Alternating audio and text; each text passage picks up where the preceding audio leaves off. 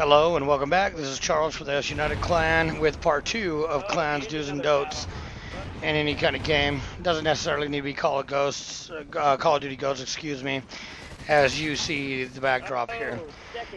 Today, I want to talk about something different than I talked about in the original video, which was playing hard as you would at any point in time, even in practices, even in FFAs, goofing off, whatever. Play consistent the same way. That way it doesn't cause slack. The other thing is respecting your body members and allowing them to be part of the clan process, the decision making, and everything else upon that nature.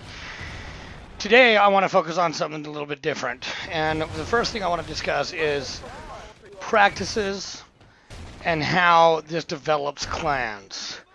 A lot of clans have their own niche, you want to say, or clique of how they play. For example, you'll come across people who play Blitz and run C4s and riot shields, for example, and that's their game plan. It works for them, and they're good at it because they practice it. Practicing consistently, which relates to the information we discussed in the first video. But this is a little different, because I believe variety is best. That's what works best for our clan. So this is an opinion, not a fact. But everything that I've ever seen comes down to making sure that people have classes that can handle specific situations pretty much in any game mode or what specific game mode you're playing with. So let's take Blitz for example.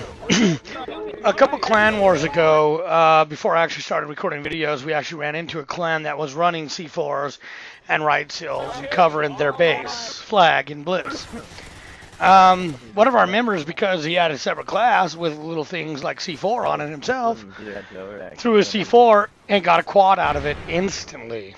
It was awesome, and we ended up winning because of that move. We won by 2 points, but it allowed us to open it and move through the goal. So being aware of what is going on and how other people play, and being able to take advantage of those weaknesses that they have is very important. So what you want is very intelligent, strategic-minded players that know these certain things, that can put them into implementation in practices for you or with you. And those would be like your practice leaders who do the practices for you or give you the information, to do the practices as well. So variety is very good. You don't want to be stuck in one niche to where you're playing a certain way. And make sure that all your members have appropriate classes for appropriate situations in whatever game mode. Of course, you're not going to run the same type of things in TDM as you would in Domination, per se. There's going to be little individual strategic pieces there and there. Strategy-minded individuals are very important in competitive gameplay.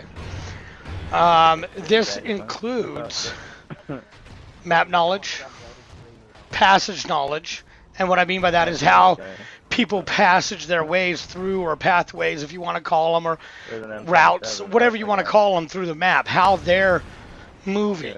Okay? Competitive clans never use the same one, consecutively against same groups, or whatever, same game modes, one game after the other. It's just not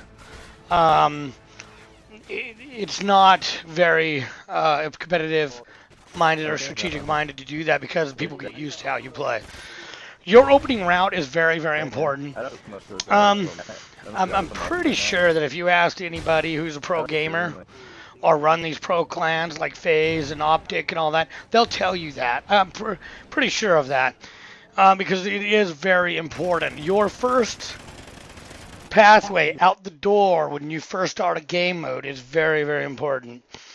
And in a later video, we'll discuss that and how that's right, which one's right way, which way is the wrong way, how you succeed in certain game modes and whatnot.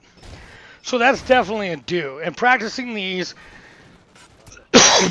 becomes perfection, because you really need to put down the hammer on these things if you really want to succeed and become a main focus competitive clan. And you do this in practices and playing all the time, and reminding people throughout playing. You know, even the clan leaders and all that need to be reminded of such rules, if you want to call them, and whatnot. Okay, and that's where organization comes into play and is very important to how you're doing these things, because you're not going to be able to succeed without the organization and your practices of who's who and that being respected. So those are the two do's and some of the don'ts that you don't want to do. You don't want to disrespect the things that you know is right in how you play. It's very important. Anyway, thanks for watching. If you enjoyed the video, please like, subscribe, comment, and share.